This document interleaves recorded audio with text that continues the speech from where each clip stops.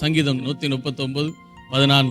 நான் பிரமிக்கத்தக்க அதிசயமாய் உண்டாக்கப்பட்டபடியால் உம்மை துதிப்பேன். அந்த வசனத்தை வாசித்த உடனே கர்த்தர் என்னோடு பேச ஆரம்பித்த காரியம், இன்னைக்கு ஜனங்கள் ஏதாவது ரீசன் தேடுறாங்க, ஏதாவது என்னை துதிக்கணும், என்னை ஆராதிக்கணும் அப்படின்னா ஏதாவது ஒரு காரியம் இருந்தாதான் நான் கர்த்தரை துதிப்பேன். ஆனா இந்த தாவீது மாத்திரம், என்னை கர்த்தர் எப்படி உருவாக்குனாரு, நான் பிரமிக்கத்தக்க அதிசயமாய் உண்டாக்கப்பட்டிருக்கிறேன், அதனால கர்த்தரை துதிப்பேன். என் தாயின் கருவில என்னை அவர் கண்டிருக்கிறார், அதனால கர்த்தரை நான் துதிப்பேன்.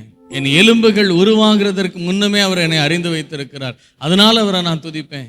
என்னென்ன சந்தர்ப்பம் கிடைக்குதோ, எதெல்லாம் மனசுல வருதோ அதெல்லாம் நினைச்சு ஆண்டவரை துதிக்கக்கூடிய காரியம். அதனாலதான் தாவீதுடைய வாழ்க்கையில தாவீது கர்த்தருடைய இருதயத்திலே இருந்து கொண்டிருந்த ஒரு மனிதனா இருந்தான். என் இருதயத்துக்கு ஏற்றவனாக இவனை கண்டேன், எனக்கு சித்தமானதெல்லாம் இவன் செய்வான் அப்படின்னு சொல்லி கர்த்தர் அவனை ஆட்டு மந்தையிலிருந்து அவனை எடுத்து இஸ்ரவேலின் ராஜாவாய் அபிஷேகம் பண்ணி அவன் வாழ்நாளெல்லாம் ஜெயமுள்ளவனாய் காணப்பட்டான். ஒரு இடத்துல கூட தோற்று போகல. அல்லேலூயா.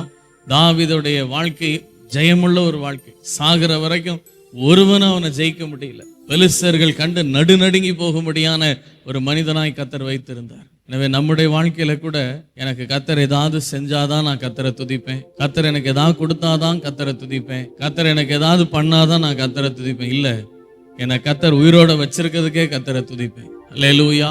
என்னை உருவாக்குனதற்கே நான் கர்த்தரை துதிப்பேன், அவரை நான் மகிமைப்படுத்துவேன்னு சொல்லி கர்த்தர் உங்க வாழ்க்கையில் என்னென்ன காரியங்களை செய்தாரோ, எப்படியெல்லாம் உங்களை நடத்தினாரோ, ஆண்டவரே இன்னைக்கு நான் சுகமா வாழ்ந்துட்டு இருக்கேன், உமக்கு ஸ்தோத்திரம் ஆண்டவரே.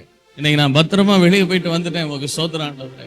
எந்த தீங்கு என்னை துக்கப்படுத்தாதபடி நீர் என்னை காத்து கொண்டீர் ஆண்டவரே, உமக்கு ஸ்தோத்திரம் ஆண்டவரே. கர்த்தரை துதிச்சுக்கிட்டே இருங்க. நிச்சயமா கர்த்தர் கிருபைகளை பெருக பண்ணுவார். உங்க வாழ்க்கை மகிழ்ந்து களி கூறும்படியான காரியங்களை கர்த்தர் செய்வார். அல்லேலூயா.